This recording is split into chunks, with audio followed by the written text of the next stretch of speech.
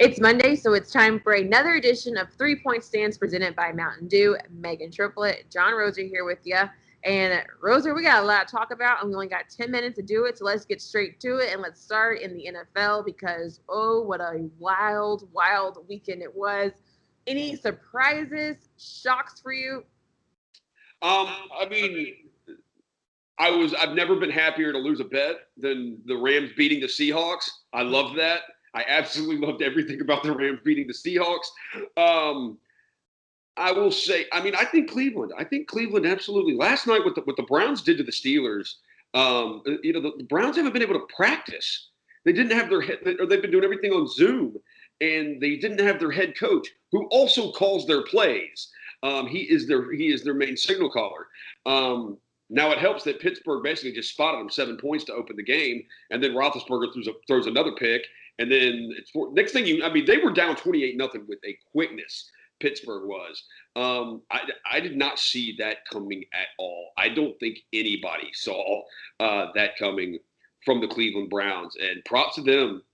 You wondered Baker Mayfield's first playoff start, how he would respond to that, not having his coach all week, not having his coach in the game with him. And Mayfield was great. He played a great game for Pittsburgh. 4 picks for Roethlisberger. It was rough all around for Pittsburgh. And one thing that they have not been able to do all season, they weren't able to do it last night, is run the ball. They cannot run. They have not been able to run the ball at all. Yeah. And that, you need to be able to do it a little bit. I get the running back isn't as important as it used to be in football, but you do need to have some kind of ground game.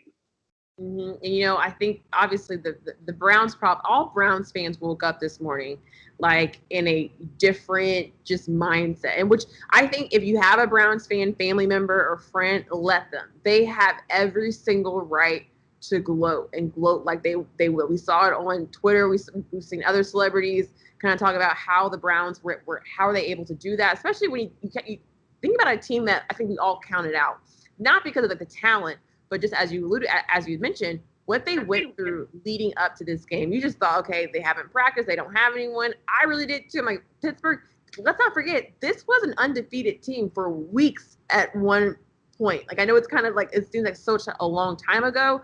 That game was just I think like that was the best game of the weekend that we can all talk about.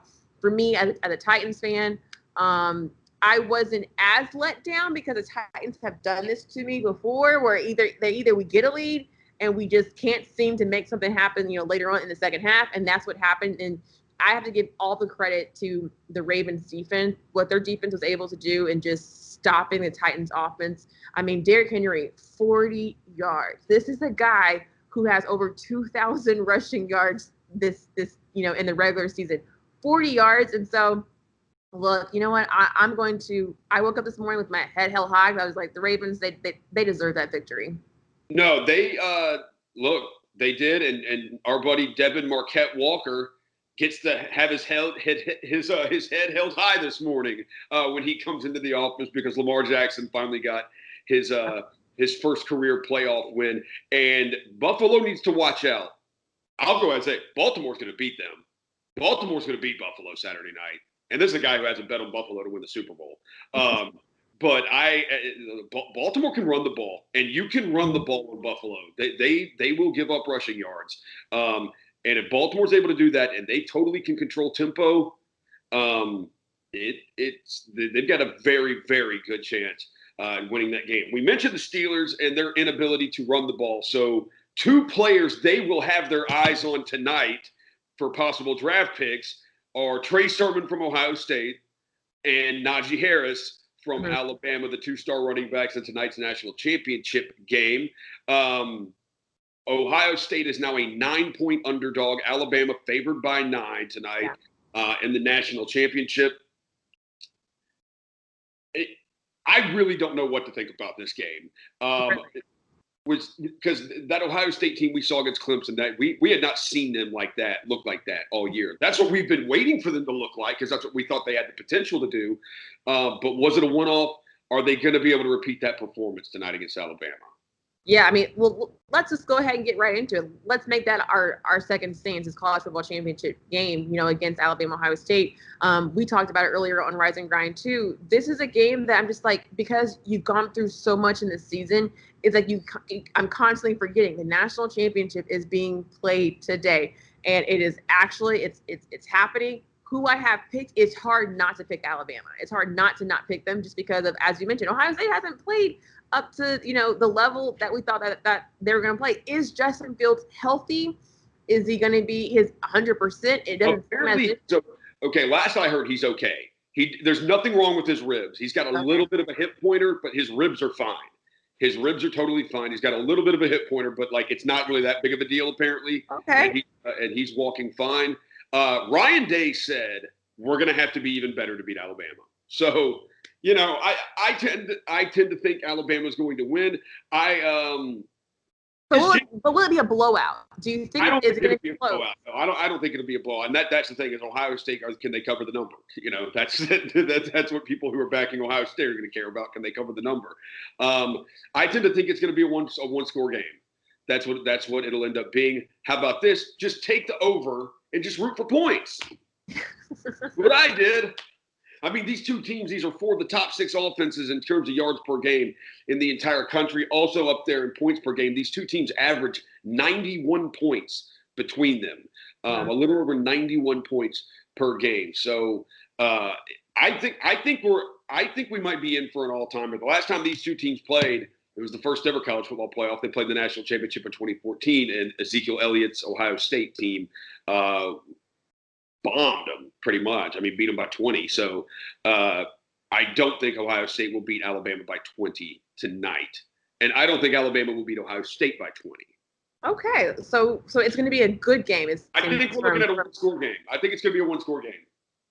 Okay. And then tomorrow we'll get a chance to kind of like wake up to say college football season's over, which I cannot even like think about. We made it thus far.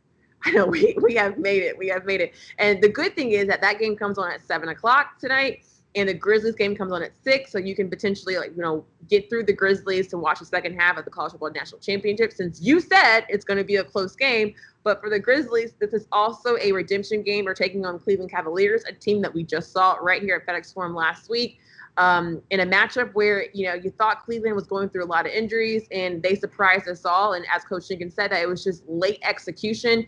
And they did not adjust very well, and they didn't play Grizzlies basketball. What do you expect to see from the Grizzlies tonight? A much better effort.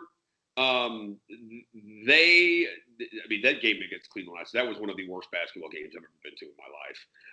It was. But they followed that up with a Friday night matchup with the win. No, they followed it up Friday. They followed it up Friday night with the win. They almost blew a 22-point lead. Well, they did blow a 22-point lead. Hey, we were going to mention that. Hey, wins are wins. Yeah. Take them how you can get them. It's going to go in the right column for you. Yeah, they'll be better than they were. I mean, they have to. I think they'll win. Now, we'll find out. We don't know yet if Cleveland's going to have Darius Garland or Colin Sexton. Yeah, so when we find out if they have Sexland, that might change some things.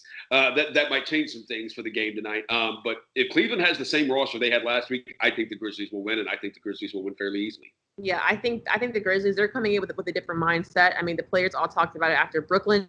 At the game front, they said, we know what we have to do. We have to just stick to the Grizzlies basketball, control the pace. Offensively, they look so good. So if they can kind of still build off of that tonight in Cleveland, I'm expecting the Grizzlies to do very well and to kind of rewrite ship. And then we can all forget about that Thursday night matchup that, as you said, was the worst basketball game that you've seen in a long time. Yeah, I've already blocked that one out of my memory. Yeah. that one's long gone. Yeah. It is round 2 tonight. And so make sure you tune in to Fox Sports Southeast, and you can hear Roser on the postgame show on 92.9 as well. Like always, we'll see you next week where the college football season will be over. We'll know the champion. Oh my gosh. And we'll probably recap another wild and crazy weekend in the NFL playoffs. We'll see you then.